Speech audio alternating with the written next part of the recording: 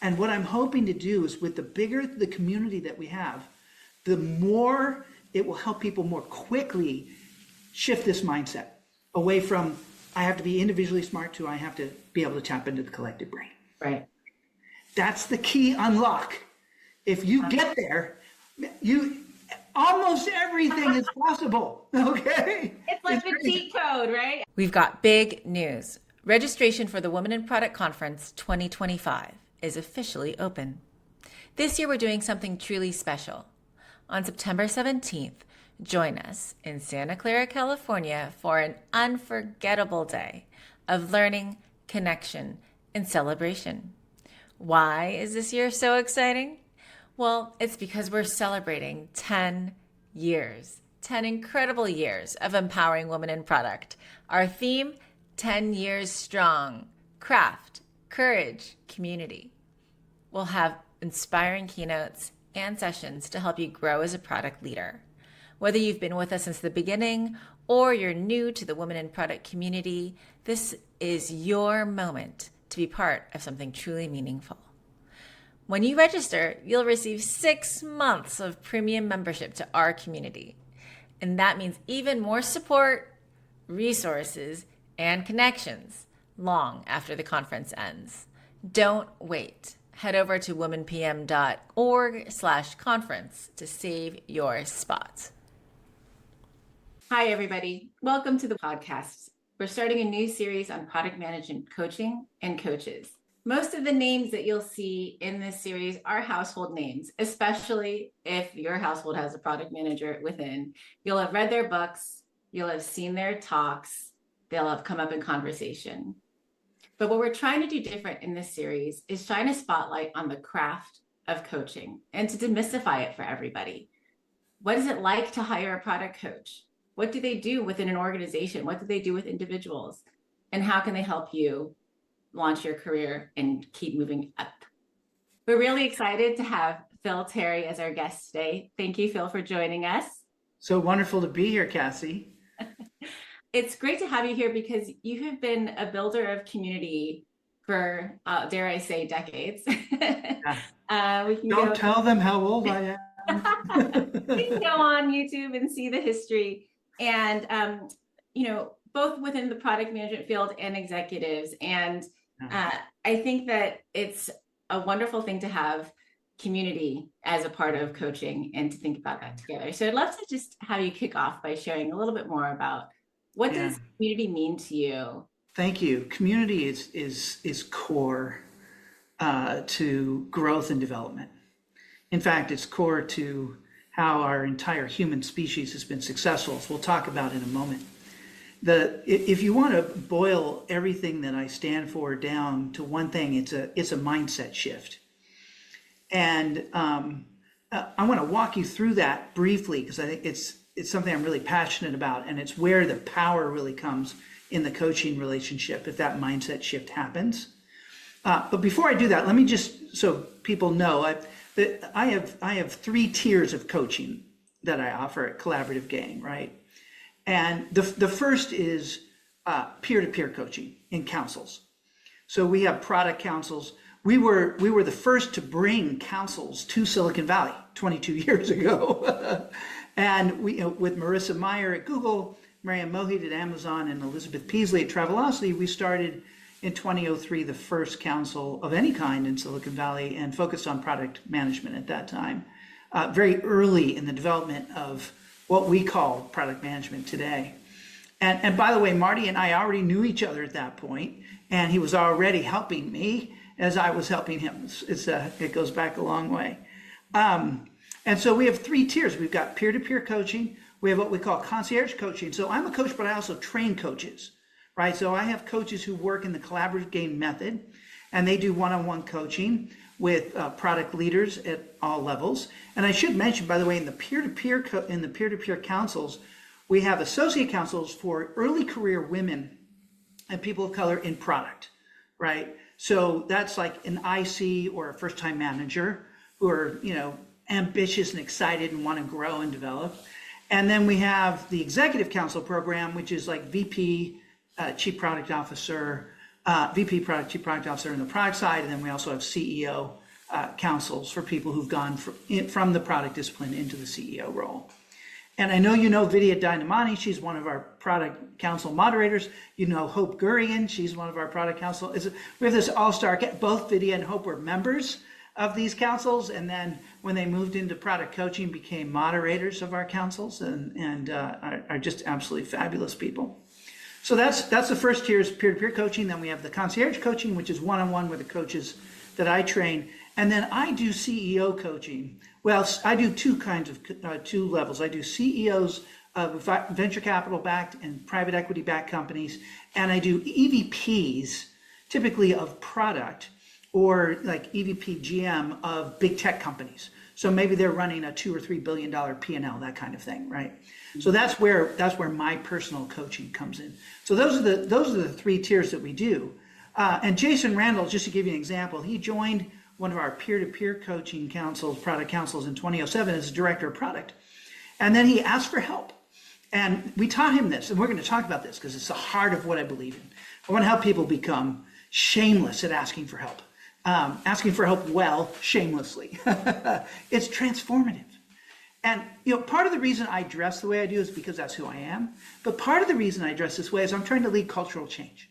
And I'm trying to, there's just a lot of fear and anxiety. It's a tough moment right now, whether you're in a job or you're out of work, actually. So one of my coaching clients is right in the middle of all of them are in the middle of the AI revolution, but one at a big tech company that's just spending billions a quarter.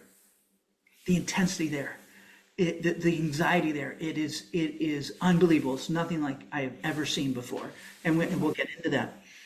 But so that's what I do. That's the structure of the coaching. I have 3 different models, and I train coaches and so on. And your listeners can get involved in our product councils or get one-on-one coaching from us, or just get inspired to go work with someone else. And then I want to talk about this mindset shift, because it's really important to both what we stand for, but what I think is key to career success over the next 20 to 40 years. Because we are going through a moment that is akin to the Industrial Revolution, Cassie. Right? We are in the early stages of what I call the intelligence revolution. And it is going to remake the economy and the job market. And we're in the early phases of that now. Don't worry, 50% of jobs won't go away in the next couple of years. That's bogus hype stuff. But over the next 20 years, next 30 years, major changes are happening. And even now, Meta just announced its fourth round of layoffs. Fourth round. They are a highly profitable company, Cassie.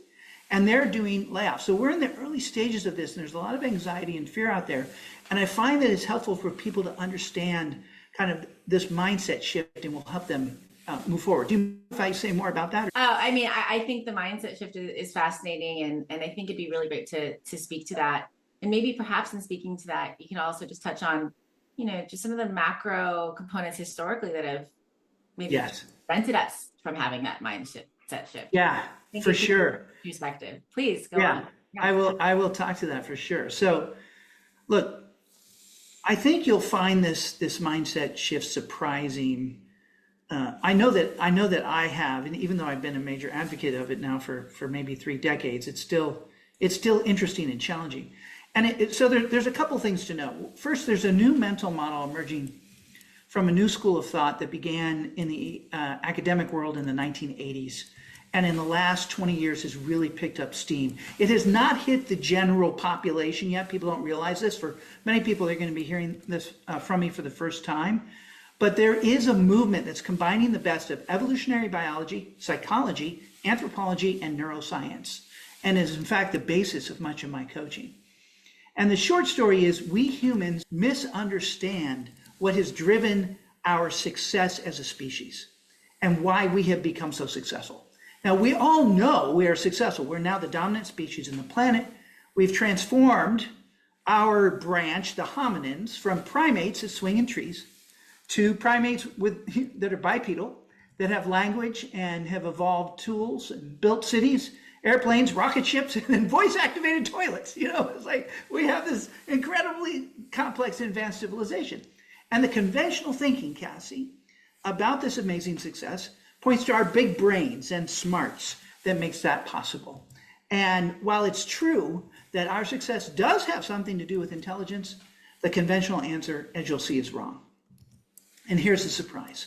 We are dumber than we used to be, Cassie. We, for thousands of years, starting with Socrates, we have feared that technology like writing, that was what Socrates railed against writing. I don't know if you know this history. He was afraid that writing would cause a decline in our memory. It would make us more passive consumers of knowledge and less engaged. It would make us dumber, in fact, was his fear. And he railed against it. It was one of his main, and ironically, we know this because his student Plato wrote about it in the Platonic dialogue named Phaedrus. Okay, so Socrates is worried, okay? And he thinks this is going to make us dumber. And you know what? His fear was not misplaced, Cassie. This is crazy. The human brain has been shrinking. And it's been shrinking for the last 50,000 years, but it really picked up shrinking around the times of Socrates, around the time of Socrates and the development of writing. And there was a study in the Frontiers in Ecology and Evolution by 4 professors, again, across these different branches, that identifies a significant reduction in human brain size beginning about 3,000 years ago. That's about 600 years before Socrates, but it really picks up around that time. And so what's going on? We have gotten dumber, and that has continued over these 3,000 years as then we created things like the printing press and went through the Industrial Revolution. Yet we are creating more success as a species. So we're dumber and smarter at the same time. I call it the intelligence paradox. So what the heck is going on? Jargon alert, what the academics, and I'm going to give you a better word for this, but the academics call it cumulative cultural evolution, okay?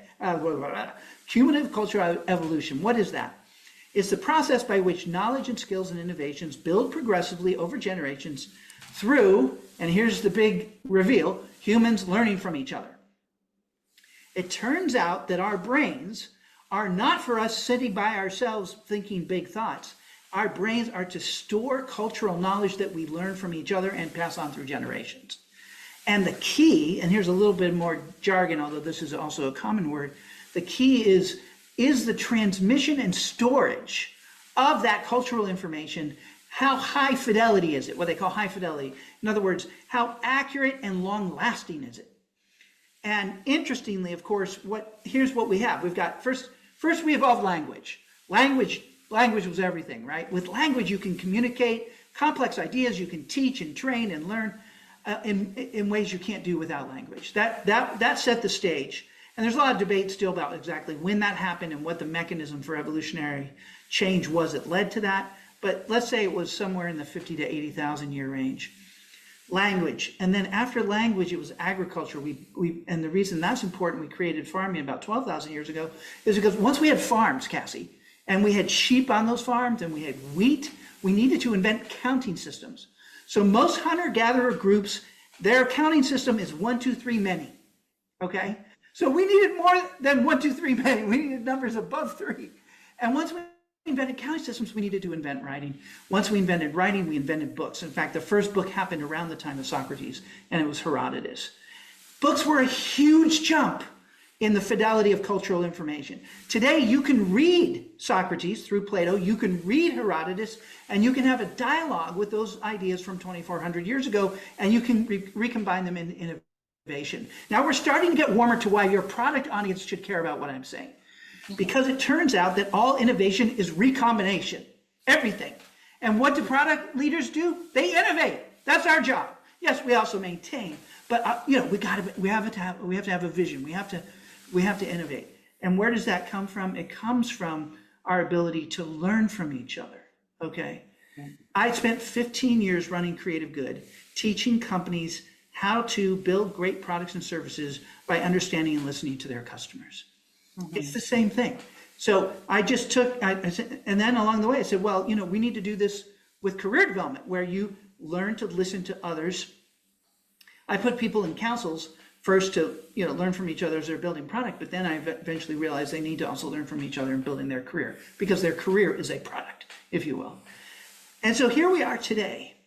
The internet was a huge leap forward okay, in high fidelity. It is transformative in ways we can't even understand yet. And the internet, of course, created. So by the way, if you look at the New York Public Library, there's about 4 petabytes of information if you digitize all the books, okay? There are 180 zettabytes of information on the web today, okay, on the internet today.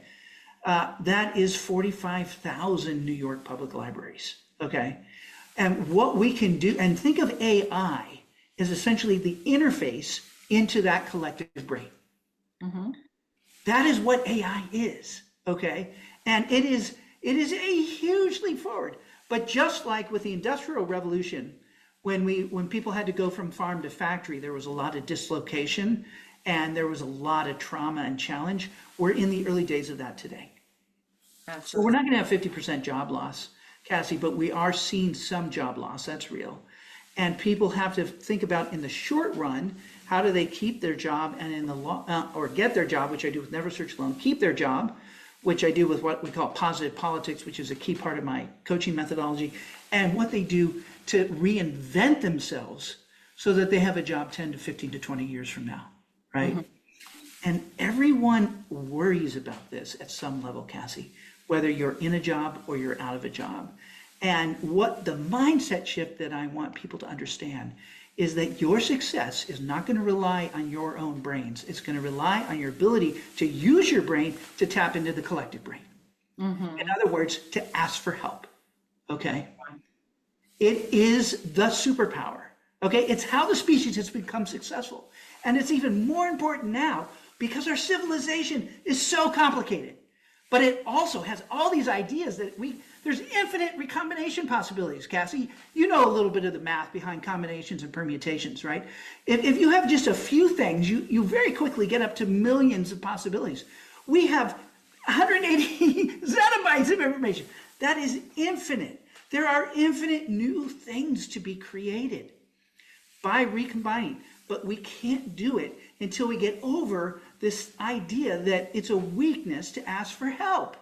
That is wrong. Go ahead, Cassie. No, I mean, wow, what an intro to the concept. And I think it's so apropos because, we're swimming in all this data, right? And all this information everywhere. Yeah. And we can let's make it a little reductive into like a product manager's world of you have all of these tickets and these reviews and these customers saying things and then going on with competitors. And, the early stage product manager might be taking some of that at face value, right? And then the question is like the real Jedi level product manager is ingesting and then comparing, contrasting. The words escaping me right now, but they're calibrating, right? And kind of exploring and playing with combinations of that data to explore new ideas and find angles that haven't been seen before. Right. And better to do that than by connecting to another mind and playing with that mind. That's right. Right. And like, and learning how to do that by seeing how minds do that. And I think that this idea of the document, I don't know why Socrates felt that way, but my presumption is it's because once it's written down, then all of a sudden people are taking it as face value and then they don't need to learn it and play with the idea, right? And you said, look, you learn best by having a dialogue, and you can't have a dialogue with a book, which you actually can, by the way, but it's not the same as with the live person. Mm-hmm. And he wasn't wrong, but what Socrates missed is that the locus of our intelligence is not our individual brains, it's in our collective brain, in our culture. Yeah. And that's what books, and then later the printing press, which, the great story about the printing press, Cassie, is that Newton invented calculus and also eventually wrote his Principia because he was able to read math books that would not have been available 100 years earlier had not the printing press been invented. The printing press led directly to the invention of calculus by making those books available to people like Newton and also Leibniz, who co-invented it. And by the way, every great invention, Cassie, in history is never invented by a single person. Mm-hmm. So if it's calculus, it was Leibniz and Newton at least. If it's the steam engine, there's a whole bunch of people to talk about there. And in fact, we'll get to this, but I believe we're at what I call the Newcomen James Watt, sort of moment in the intelligence revolution. Newcomen invented the first steam engine, and it was very inefficient, but it was way better than anything that existed. Watt came along and he improved it, but neither of them yet knew thermodynamics, Cassie. Thermodynamics was sort of formed out of the work of about 10 different people, and it coalesced in the mid-19th century. Once we understood thermodynamics, we could build really powerful engines. Mm-hmm. That's where we are today with AI. Here's what I mean. The large language models are the Newcomen Watt steam engine, because we do not have the scientific understanding of how reasoning works. So what these models is our limited understanding. The way that Watt and Newcomen didn't really understand thermodynamics, we don't understand intelligence and reasoning yet, but we will. And this is going to help us get there. But you can't use engineering. It's a scientific problem, okay?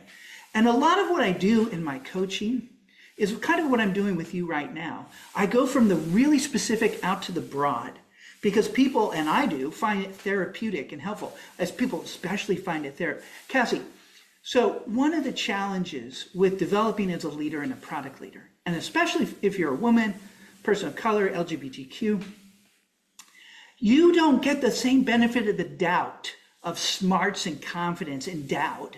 You don't have that endowment effect that typically men get, just as a part of the culture.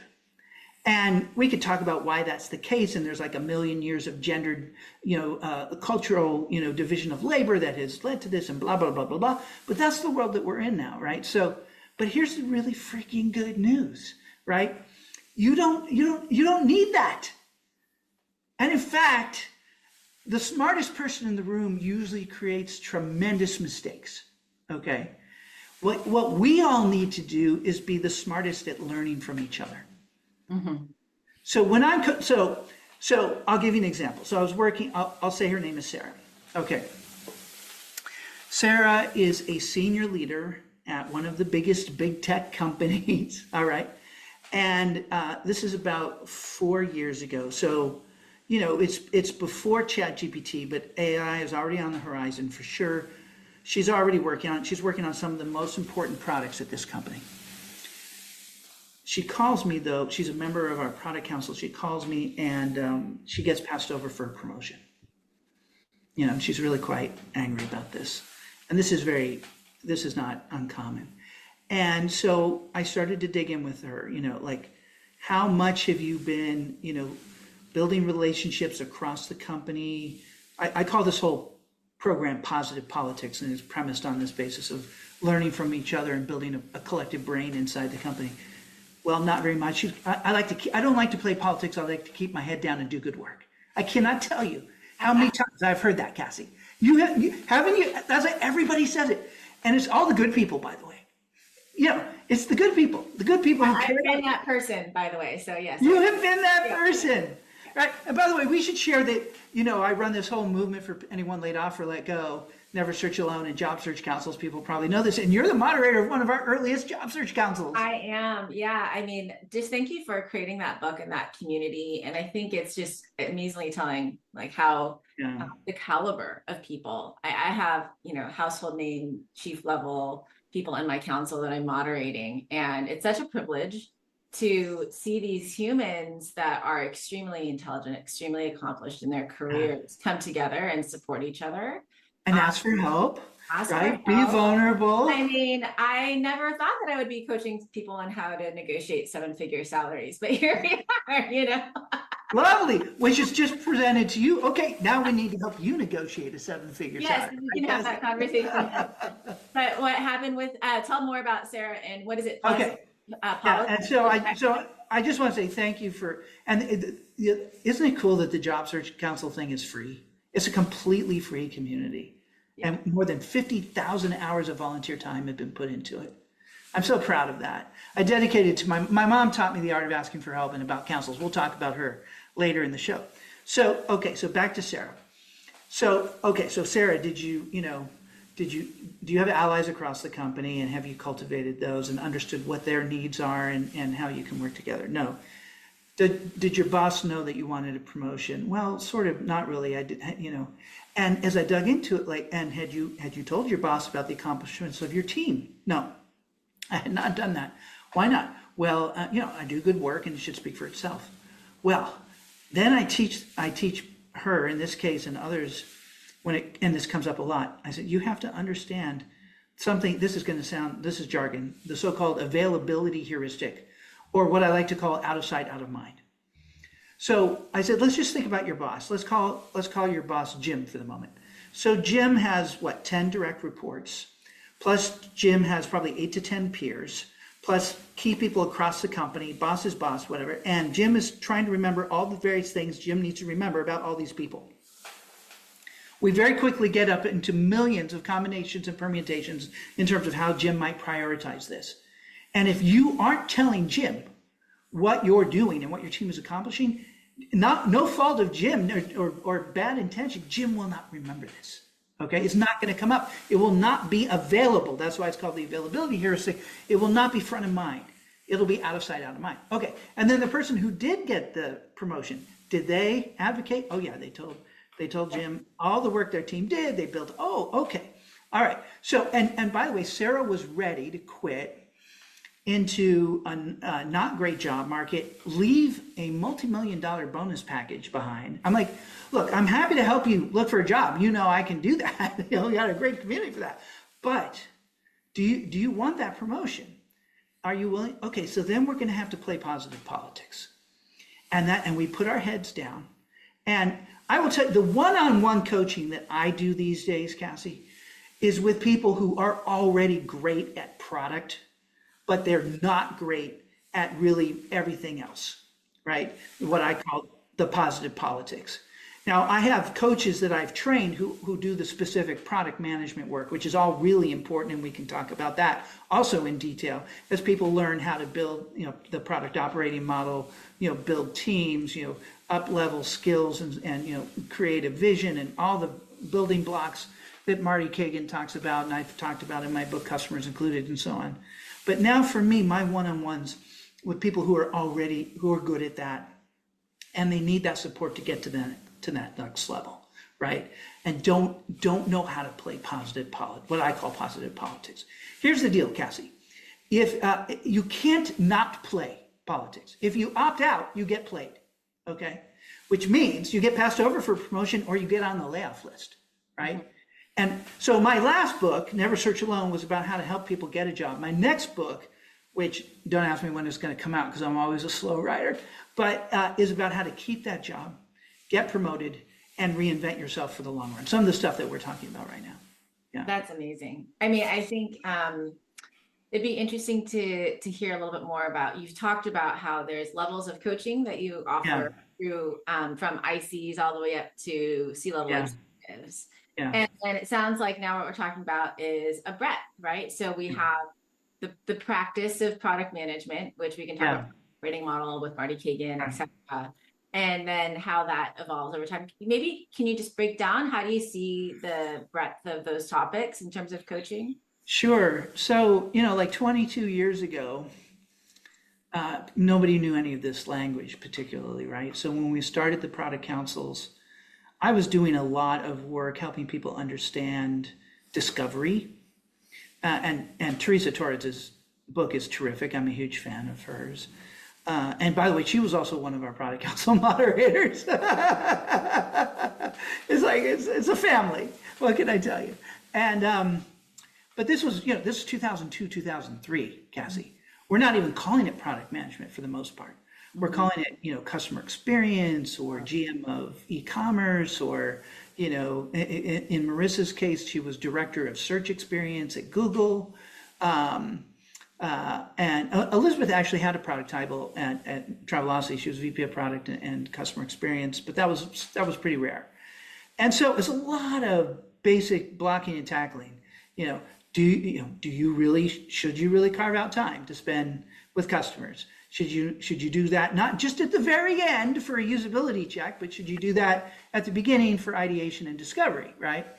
And how do you even get your senior leaders to agree? So one of the big challenges in the early days, And this is what I did at Creative Good, which was really fun. So we were pioneers. We were kind of the first out of the gate. We worked with Apple, Microsoft, and Facebook.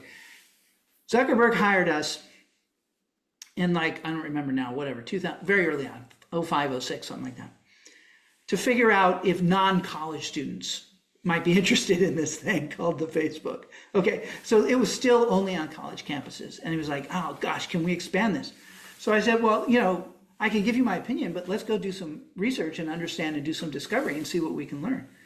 And by the way, Mark, you have to be there. Because what I learned early on is if the decision makers, if the product decision makers, which could be just the product organization itself, or it could be the CEO also chiming in, or some GM or whatever it is, if they don't personally participate in the discovery work, then you can't change their hearts and minds. So to his credit, he did. He came out and attended those listening labs. Of course, today the issue is how can they get college students back into Facebook? But we were teaching that at that, like people didn't know, like I was one of the first people to popularize conversion rates on websites, right? Back in the 90s. Like this was very early blocking and tackling, Cassie. And so, what we do today is, so with the ICs and the managers who are in the product councils that we run, very much, we're still talking about basic, product operating model stuff, but we're also talking about just learning how to become more mature in the context of a company, how to build relationships, how to ask for help, okay, how to work with your boss. So many people, and this is more true again of women and people of color and LGBTQ, don't tell their boss what they want. Mm-hmm. Okay, I can't tell you. It's just the numbers are staggering. They don't ask. So just literally helping people ask. And if you're a good boss, you want to know what your directs want. You want to know, and you want to help them get there. Right. Go ahead. No, you go ahead. I was going to say a big part of your book too, though, helps people think about what do you want, right? And I think there's even a whole other branch of coaching around that. Right. We're veering from the product practice coaching, but just career coaching and understanding, right, through your Never Switch Alone book.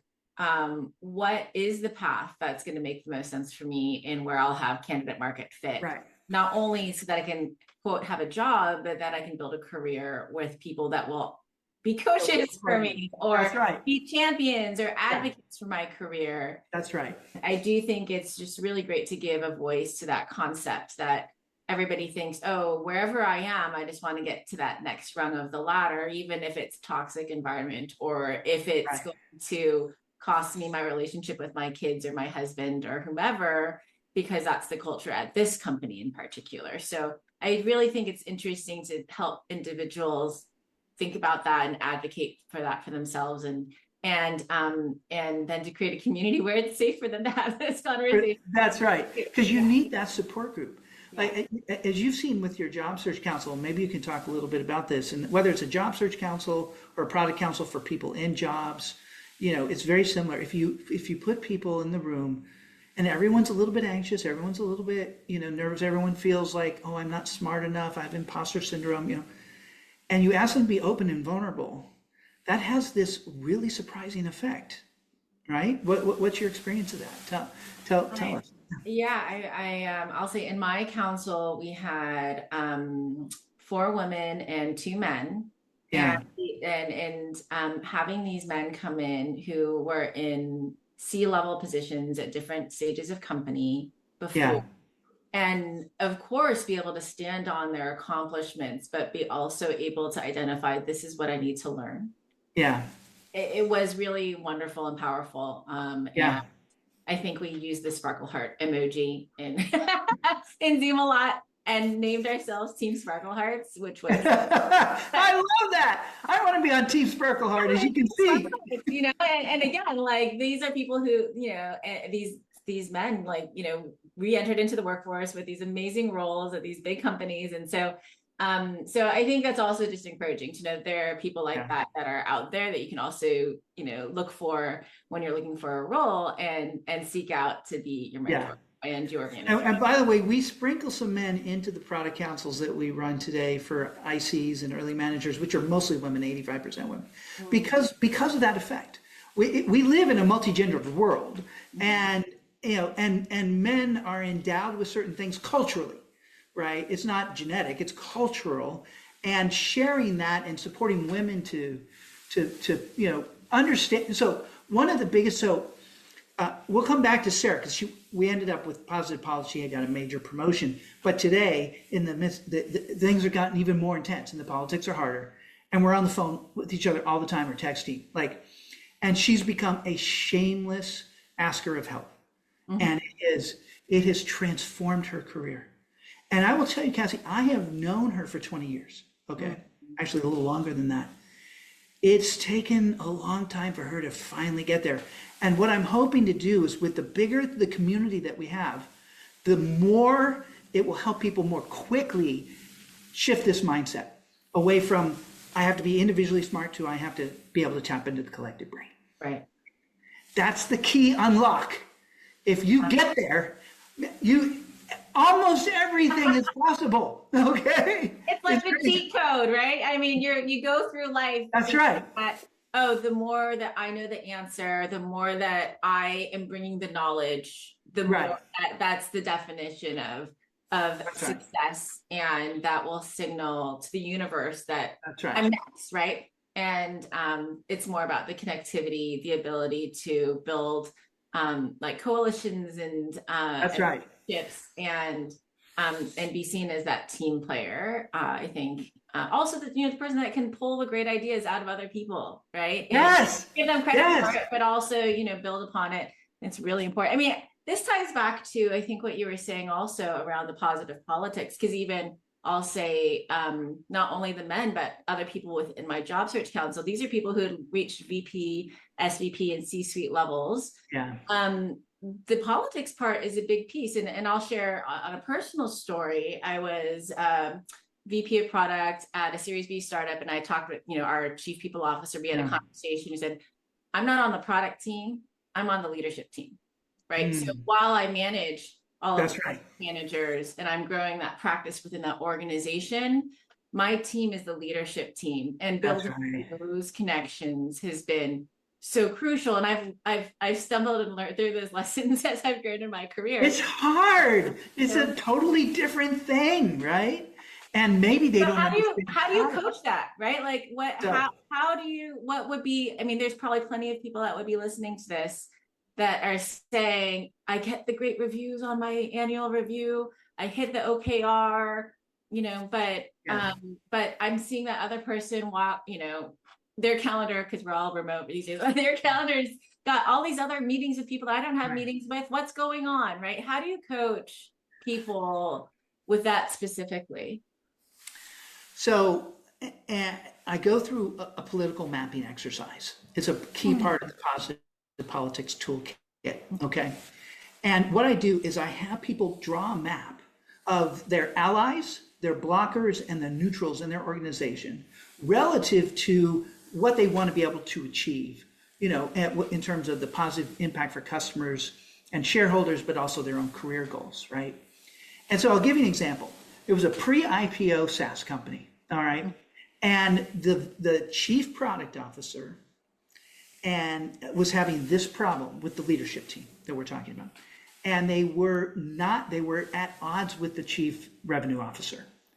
And that relationship is absolutely essential. Of course. Right? Especially in a SaaS company, right? And to his credit, he realized when we talked, like he had to deal with that before the company could go public. It was going to be a critical unlock for their success.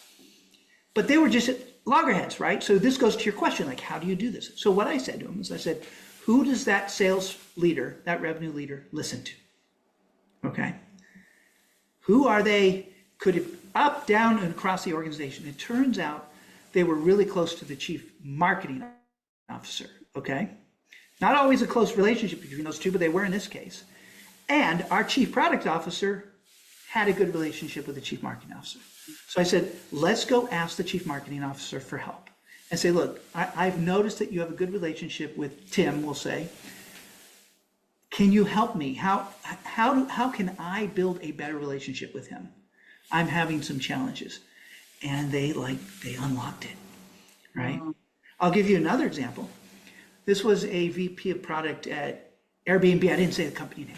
And We'll leave it out. and they brought in a senior person from Amazon. Okay. And we were talking, I said, listen, the Amazon way is very different. And you probably know about the document, the 6-page thing, and the blah, blah, blah. And I said, we're going to need to ask for help in this relationship, but we're going to have to go outside the company. And so in this case, it was like an amazing, I happened to know someone who had worked at Amazon for this person, right? So I said, let's get the two of you together.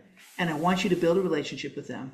And I want you to ask them for help in building your relationship with your new boss over here. And I want you to be a shameless asker of help, okay? Just ask them. Here's the thing about asking for help. There are two kinds of asking for help. The academics divide it into independent or dependent, okay? And I want to teach your audience this because it's really important. I'm not talking about the dependent. I'm talking about the independent. So what does that mean?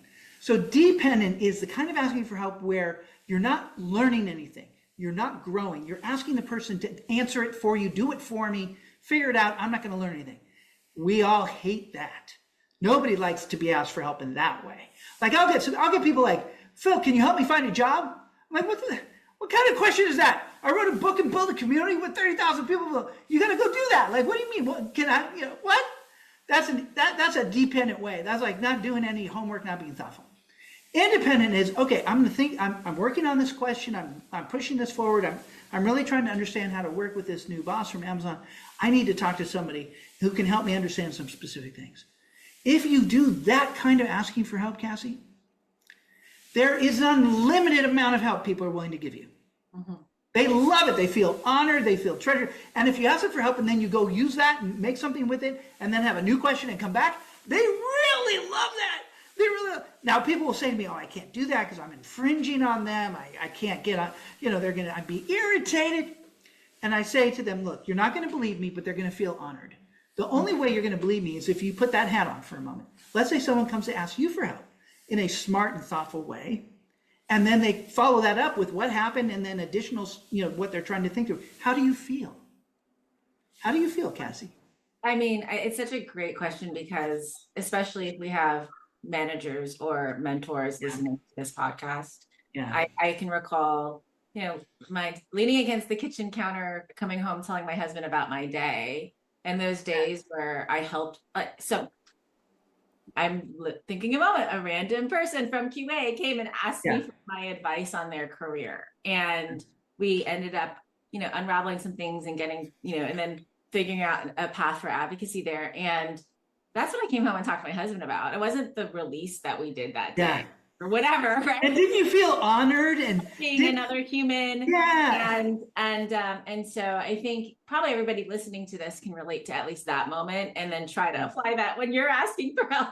Yeah. And I tell you, this is for the product councils and the CEO councils that I run today. So if you're in a council with peer-to-peer, I'm saying ask for help 100 times in 100 ways, 1,000 ways in this independent way, because people like it truly is this great, like Jason Randall asked for help all the way from director of product to president and CEO, publicly traded SaaS company. And he credits it. He will tell you that's what happened. He really did that well. He was smart about the politics and building relationships. And again, everyone hates the word politics. I'm not talking about backstabbing, credit stealing politics. I'm talking about what I call positive politics, where you're building good relationships with people and coalitions to make change happen, even small levels of change that move things forward for your customers and for your shareholders and colleagues, and also, of course, for your career. Yeah, absolutely. And when we think about AI and all of these things, right, that's the human touch, I think, that will really augment somebody's ability to. Yeah, that's never going to go away. And in fact, the most important thing for people right now in the middle of the AI revolution are the human relationships and their ability to work. And so Sarah, I cannot tell you, it's a maelstrom. Like people look at these companies from the outside and think, oh, it'd be amazing to work there. It is crazy. crazy, crazy, crazy inside these companies right now. The amount of pressure, Cassie, is more than anything I've ever seen. Going back to the dot-com boom in the 90s and then mobile, smartphone, et cetera, social media, I've never seen this kind of pressure. When you're spending $20 billion a quarter to build data centers and buy chips, there's enormous pressure on your product people to build the applications that can improve the value for this, right? Right. And that pressure is creating more bad politics, more credit, backstabbing, blah, blah, blah, credit stealing stuff. But it's also for those who are willing to play positive politics, to ask for help and learn from others. And when I want you to ask for help inside your company, I want you to be strategic about it, right? So I want you to have a council where you can be open and vulnerable, talk about just about anything. And then they can help you figure out who you can tactically ask for help from. Not everybody. I don't want you to ask for help from someone who's a blocker or someone who's going to take advantage of that, because people will do that. They'll take, I had a situation where a guy was presenting to the board, and it was his first time presenting to the board, so he asked the head of strategy to give him some help. And he presented this great digital strategy to the board, and then it was a traditional media company. And then after that, the head of strategy went to the CEO and said, that was really my work, not they didn't know what they were doing. And he ended up losing his job. And I said, why did you ask that person for help? Did you know that they had that kind of reputation? He said, I knew they had that reputation, but I was hoping they would treat me differently. Oh, no, that's wish fulfillment. That's not being smart about your environment and who you can trust and ask for help, right? Yeah. And so I know we're probably running out of time here. It's really to talk about this. Are there any specific things you want to address before we end? Well, first, I think this positive politics topic is so fascinating. Where can our listeners go to learn more about that? Or are there resources you would point people to? So right now they can do it through the councils that I run, but it's going to be in my next book. Okay. Be on the lookout. Be on the lookout. It's either a year or two away. We'll see. But it's and I should probably do some posts. I can do some posts about it. They can follow me on LinkedIn, and I'll start writing about it so that people can start to understand some of the basics of this before the book comes out. Wonderful. It's so important right now. Yeah. So then, who do you think should be hiring coaches, like for themselves or their teams? Sure. If people are listening to this and they've never hired a coach or had a manager or product leader within their organization hire coaches, how can we open place to There are two things every product person needs. I'm talking IC to CPO. You need a council of peers. And in my next book, I tell you how to form this on your own, right? Certainly you can join one of mine. You guys run some too, I think, at Women in Product. There's now a whole lot of options out there, in the world. So, but you can also run your own. And that's how we're going to get everybody, Cassie, that's what we're doing with the Job Search Council, right? So we hope to have 1 million of those running in the next 5 to 10 years, everybody who's looking for a job. But if you're in a product world today, you need a product council of some kind. And even rudimentary, get a couple of product friends together at different companies you don't compete with and meet once a month and just talk, okay? Let's just start there. But then I also recommend you have a coach. Everybody needs both. The coach can get you that one-on-one stuff, and really get in there nitty gritty, almost day to day. Whereas what the coach, but there's a limitation with coaching, Cassie, one-on-one coaching, which is it's just one-to-one. When you're in a group and everyone is saying the same thing to you, you're more willing to listen and act on that. Whereas with a one-on-one coach, you're not always willing to do that, right? So you need both. The council amplifies the coaching, and the coaching amplifies the council. Mm-hmm. And I really think everyone in the 21st century, by the end of the century, everyone's going to have their own council and their own coach. And we'll find a way to, councils will be free for those who want it free. They'll be of charge if people want it, run for them. And we'll find a way to democratize coaching. I'm not sure it's exactly going to be AI, because you really want that human, that Socratic dialogue, going back to Socrates, but AI is probably going to play a role in that. Oh yeah, I think absolutely. Yeah. And by the way, everyone, and if you think you don't need a coach, you really need a coach. Okay? and I'm not trying to sell you my services, because I'm really not. I'm trying to sell you on the idea of tapping into the collective brain. Mm-hmm. That you need, and ways into the collective brain through coaching, through councils, also going to conferences, of course, reading, things like that. using AI to tap into the collect. These are all, but you need all this. You need everything. We have such a complicated society. No one person can ever know anything about anything, Cassie. Mm-hmm. No one person can know everything about product management. 20 years ago, you could, because it was a tiny little thing, And but today, no, you can't. It's not possible. So you need to learn the art of asking for help and tapping into the collective brain, and that's what's going to change your life. Can I end with one personal story, Cassie? I love it. Please do. Well, two stories if we have time. First is a personal story of me. So my mom taught me to ask for help. She built the first council in 1960 for elementary school teachers. Remarkable person. We went through a lot of tough stuff. My dad left. Things got really bad. But she taught me to ask for help. And in my early 20s, I got sick and I was in a wheelchair. I was actually on welfare, in a wheelchair, in a walk-up apartment in New York City. I had no money. You know what welfare paid? $350 a month, Cassie.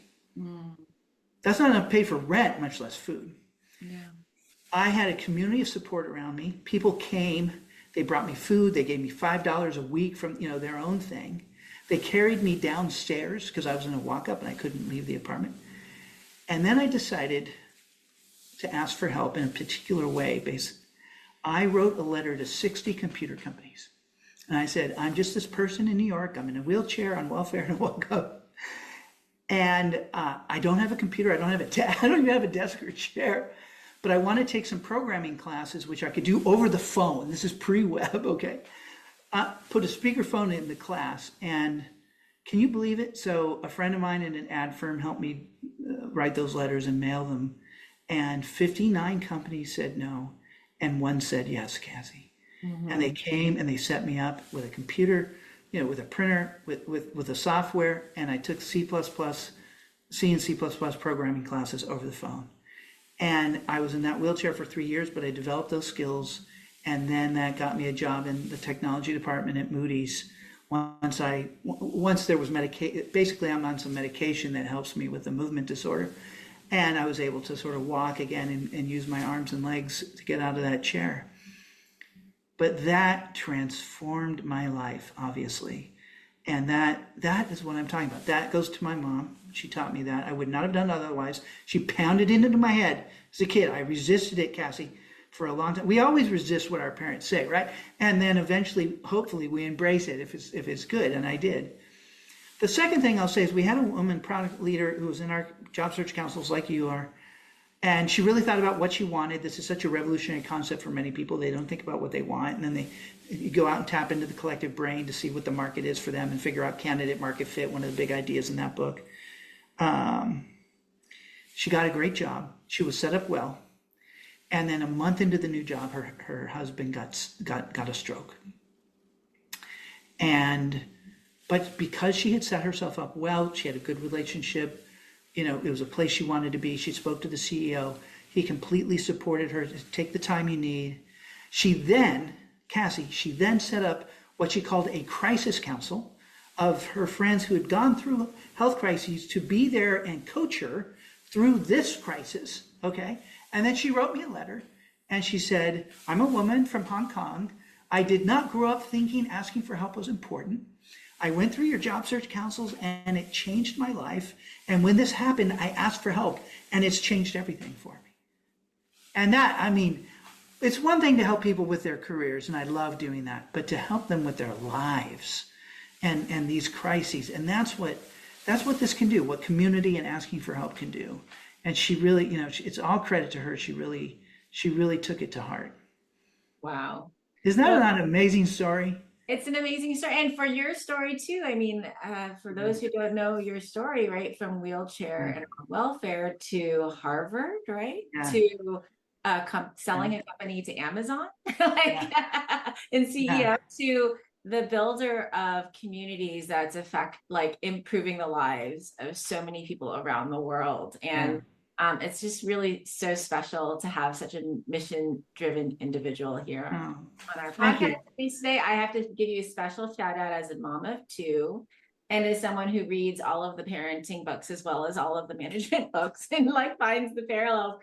I'm also a big fan of how you often speak of your mom as your hero and your inspiration. So thank you for bringing that level of your personal experience into your story and sharing that and sharing and doing what you do and building this community and coaching. So we'll be very excited to provide some more information in the show notes and perhaps a follow-up. Great. If people want to follow me on LinkedIn or get involved with our product councils or join a job search council, that's a free program, remember? Yeah. And we've launched 3,100 of them, Cassie.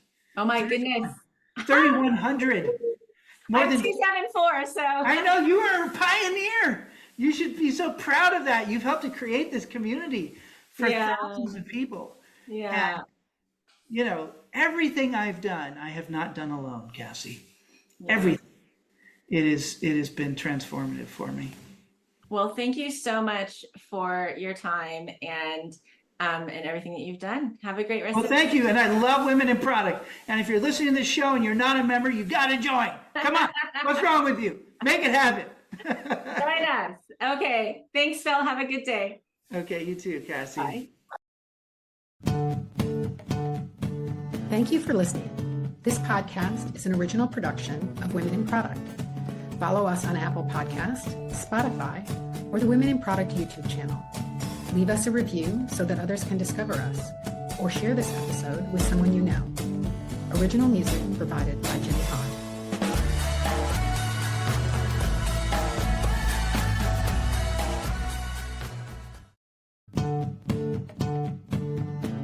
This podcast is an original production of Women in Product.